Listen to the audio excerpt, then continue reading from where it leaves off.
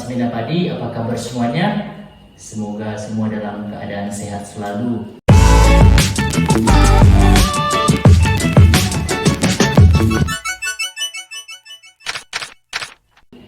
Pada kesempatan kali ini, saya mau bersharing mengenai sifat-sifat dasar gereja. Nah, pertanyaannya, apa-apa saja yang termasuk dalam sifat-sifat dasar gereja? Nah, untuk itu saya akan mau bersharing mengenai sifat-sifat dasar gereja.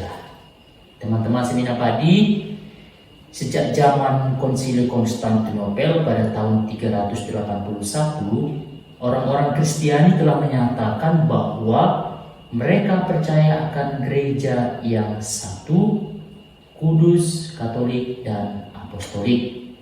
4 sifat dasar gereja ini menjadi ciri gereja Kristus. Sejak reformasi, ciri-ciri itu kerap dijadikan sebuah perdebatan untuk membenarkan gereja yang satu dengan gereja melawan gereja yang lain.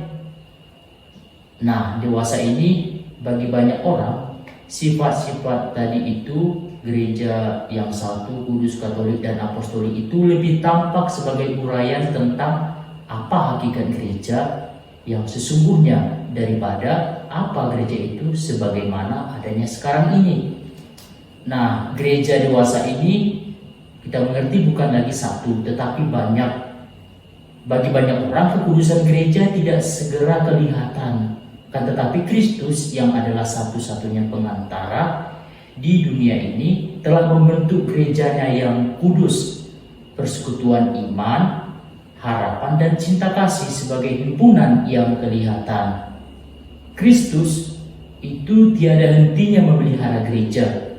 Melalui gereja, ia melimpahkan kebenaran dan rahmat kepada semua orang.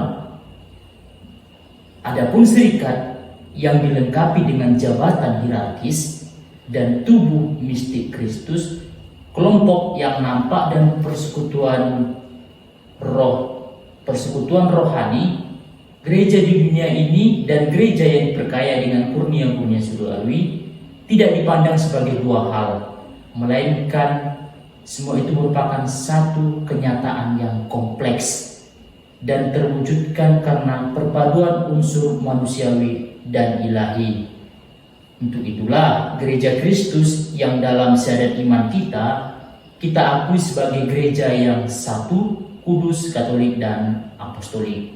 Nah, teman-teman Semina Padi, kita berangkat dari yang pertama, gereja yang satu. Sejak awal, gereja itu disebut satu. Arti gereja itu satu adalah gereja mempunyai satu iman yang sama, yaitu beriman kepada Kristus yang telah wafat dan bangkit. Orang-orang beriman kepada Kristus itu harus bersatu sebagaimana Kristus bersatu dengan Bapaknya. Bisa kita lihat dalam Injil Yohanes bab 17 ayat 21. Satu dalam pengakuan iman tidak berarti harus satu dalam pengungkapan iman. Banyak pengungkapan iman yang dapat dipakai untuk satu pengakuan iman yang sama. Suatu suku bangsa berbeda pengungkapan imannya dengan suku bangsa yang lain karena tradisi budayanya yang berbeda. Karena itulah penting menggali nilai-nilai budaya suku sendiri untuk memperkaya dan memperdalam pengungkapan iman. Usaha ini telah banyak dilakukan gereja, terutama melalui bidang liturgi gereja. Nah, teman-teman Semina Padi, dewasa ini ada banyak macam gereja, tetapi semua gereja itu tetap dalam satu pengakuan iman yang sama, yaitu intinya beriman kepada Kristus yang telah wafat dan bangkit, dan dibaptis dalam baptisan yang sama, yaitu dalam nama Bapa, Putra, dan Roh Kudus. Semua gereja adalah gereja Kristus, kan tetapi tidak dapat disangkal bahwa adanya perpecahan dalam gereja. Nah, perpecahan itu sudah ada sejak zaman Paulus dan dicela oleh Paulus. Nah, walaupun pecah-pecah, ada usaha untuk persatukan kembali macam-macam gereja itu. Karena semuanya adalah gereja Kristus. Usaha-usaha itu disebut sebagai gerakan ekumenisme. Nah, bagaimana seseorang dapat memahami hubungan antara satu gereja dan banyak gereja yang bersamaan dengan itu? Kita mengerti pernyataan Konsili Vatikan kedua bahwa agar dapat masuk sepenuhnya ke dalam gereja, orang harus ada dalam kesatuan penuh yang kelihatan dengan gereja Katolik. Jika gereja merupakan kesatuan gereja-gereja, maka untuk menjadi gereja yang penuh, setiap gereja-gereja lokal atau khususnya harus menjadi bagian dari kesatuan itu. Menurut Konsili Vatikan kedua, gereja-gereja khusus dibentuk menurut citra gereja semesta atau gereja universal. Sementara gereja Katolik yang satu dan tunggal berada dalam gereja-gereja khusus dan terhimpun daripadanya. Begitu dia teman-teman mengenai gereja yang satu. Kita berangkat kepada gereja yang kudus. Nah, gereja disebut kudus karena memiliki asal yang kudus. Siapa itu? Yaitu berasal dari Kristus sendiri yang adalah kudus. Adanya tujuan yang kudus yaitu bersatu dengan Allah yang kudus dan dibimbing oleh Roh Kudus. Kekudusan gereja tidak berasal dari manusia, tetapi dari Allah yang adalah kudus. Dan Allah selalu menguduskan manusia yang berdosa dengan kerahimannya. Lewat apa? Lewat sakramen pengampunan dosa. Kekudusan Allah meliputi baik kekuasaan ilahi maupun kebenaran-kebenaran gereja lokal. Kekudusan Allah ditunjukkan dalam pembebasan oleh Allah atas bangsa-bangsa yang terpilih, dalam keadilan dan rasa jijik akan dosa.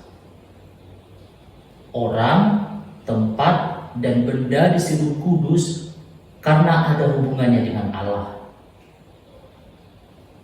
Tanah di sekitar semak yang menyala adalah kudus karena Allah ada di sana. Kita lihat dalam Keluaran bab 3 ayat 4 sampai 5. Israel adalah kudus karena adanya hubungan perjanjian yang dirumuskan dalam 10 perintah antara orang-orang Israel dan Yahweh atau Allah orang-orang Israel, Allah dalam perjanjian lama. Nah, benda-benda yang digunakan dalam ibadat atau liturgi dipandang kudus. Tenda pertemuan, tempat ibadat, altar, pakaian-pakaian ibadat, imam, hari Sabat, dan korban. Segala itu kudus bukan dalam arti yang gaib, tetapi karena kedekatan dan hubungannya dengan yang ilahi itu sendiri. Nah teman-teman, gereja disebut kudus karena menjadi tempat kehadiran Allah yang tetap.